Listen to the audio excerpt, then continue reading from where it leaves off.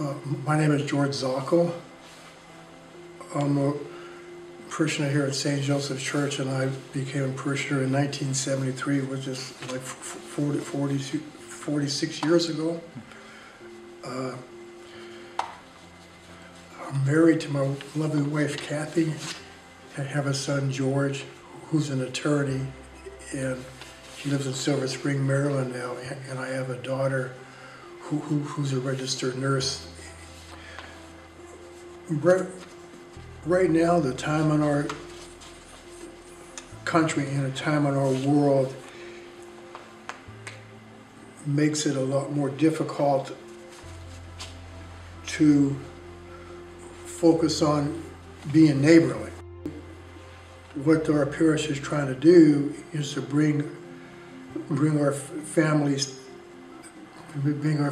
more together, to learn more about each other, and to know the importance of being loved by somebody and being cared by somebody. And it doesn't take very much to do that. You can do little things every single day.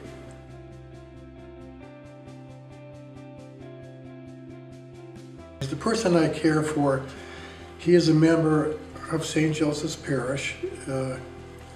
He's a person that has autism, and he has a speech defect. He's hard to understand what he's saying sometimes, but listening to him for probably more than 25 years, I'm probably the only person that could understand him, other than his family. I probably first met Patrick when he became an usher, and one of the other ushers used to bring him back and forth to church, but he moved out of town. So then that's when I was probably an usher for like 4 or 5 years before Patrick became an usher. Maybe longer than that, but I know it's been about 25 or 30 years since I've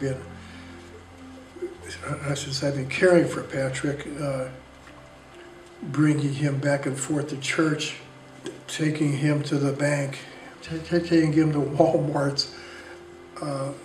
When his family wasn't available to do that, probably started me wanting to do that is I always answer the question, what would be the one thing that you would wish for? And for probably my entire life, my answer would be that I wish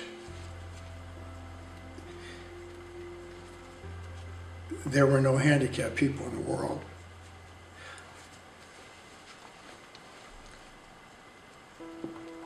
So that's probably the main reason why I do what I do.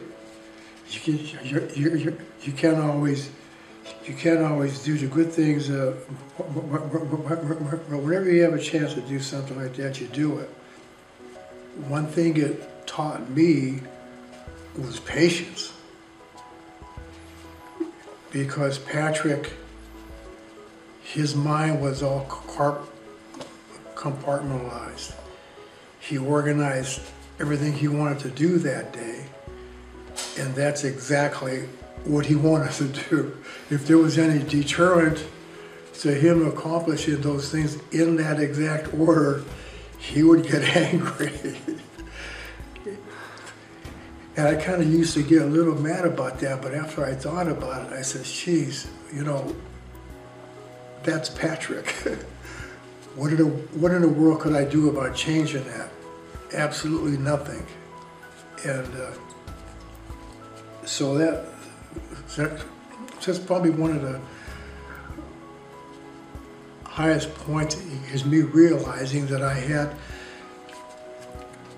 understood him. And sometimes he didn't understand me. You know, I think it would make anybody feel the same way that I did about caring for a person. I mean, how else could you feel but not good about doing something good for another person? So it's pretty easy to say you feel good about it, and more people should help other people feel good about themselves. Do not store up riches for yourselves here on earth,